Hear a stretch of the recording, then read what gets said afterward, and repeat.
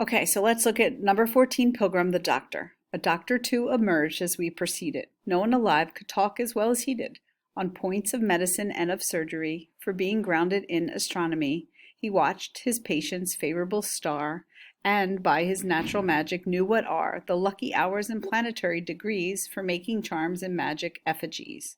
The cause of every malady you got, he knew, and whether dry, cold, moist, and hot, he knew their seat, their humor, and condition. He was the perfect practicing physician.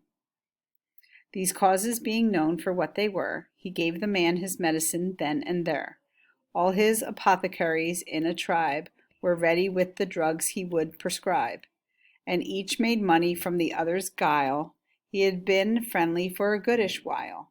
He was well versed in Aesculapius too, and what Hippocrates and Rufus knew, and Dioscorides, now dead and gone, Galen and Rhazes, Holly, Seraphon, Avarios, Avicenna, Constantine, Scotch Bernard, John of Gaddensden, and Gilberdine.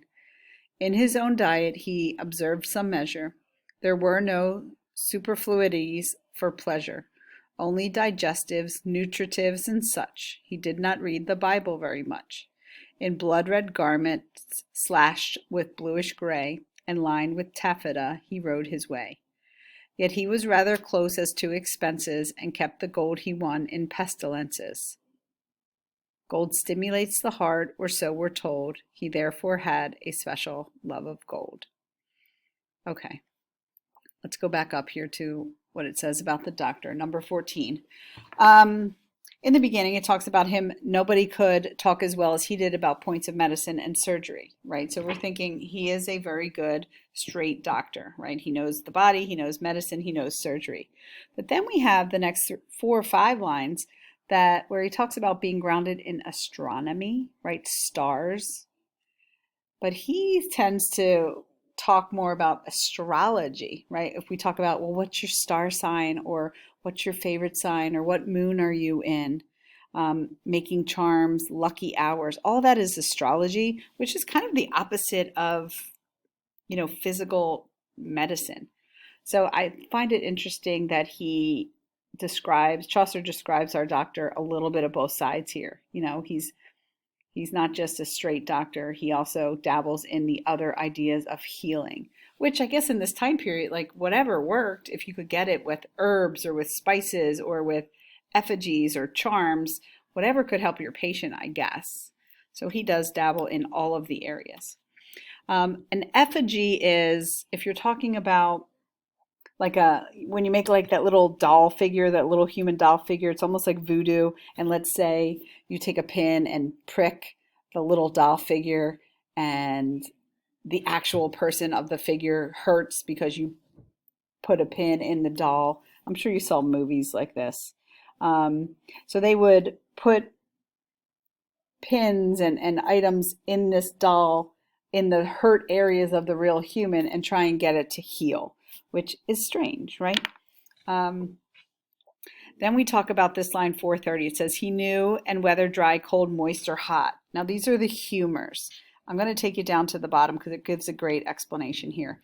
It was believed that the body was comprised of 4 humors: cold and dry, hot and moist, hot and dry, cold and moist, and that diseases resulted from a disturbance in one of these humors. So if your body humor was off, they would say, you would get a disease based on that, if you didn't feel well.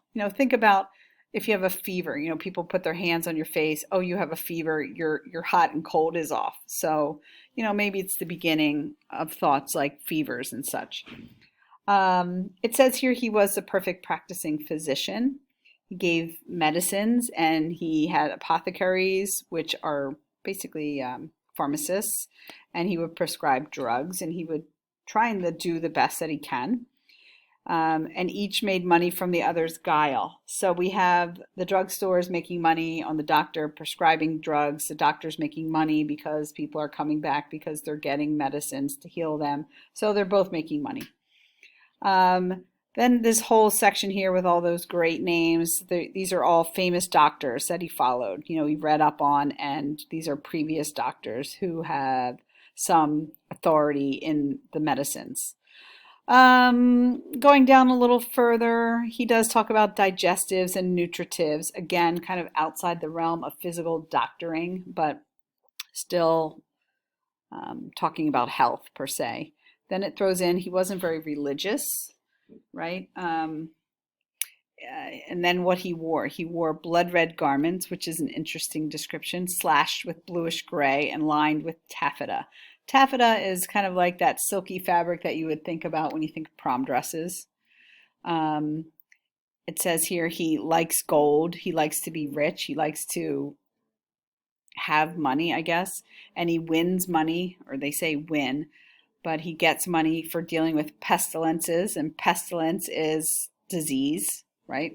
And I have the line drawn here, the idea of money is the root of evil, right? They say that in the Bible, but maybe a doctor doesn't abide by much with talking about the Bible and talking about medicines. It's kind of like science versus religion, sort of an idea.